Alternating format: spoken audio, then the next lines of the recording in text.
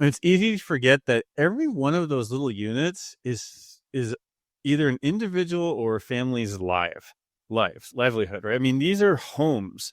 People are living there, they're sleeping there, they spend, probably most of their waking hours there.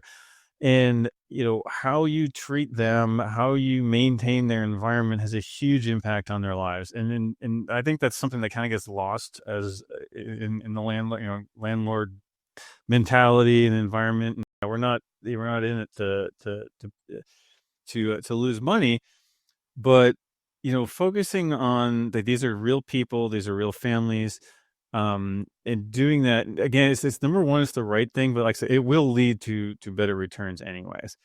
And it goes as simple little things like just making sure that your maintenance for example, whether you've got a duplex and that's the only thing you own.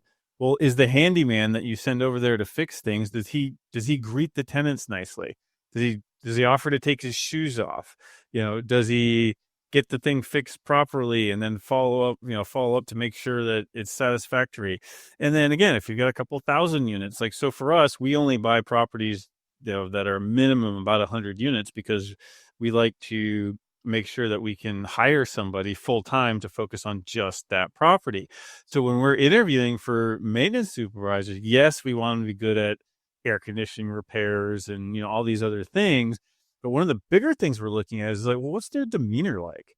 How yeah are they friendly enough to build relationships for the residents? Do they actually care about servicing the resident well?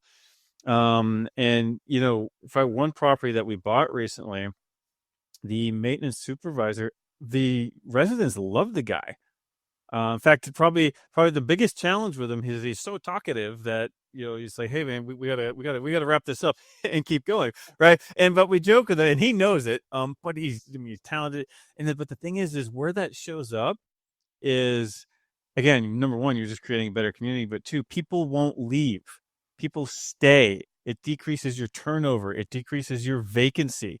So yeah, there's a lot of customers in this business. You number one is your residents. Number two, if you're starting to scale, are your team members. If you're bringing in outside money, now you've got investors that are customers.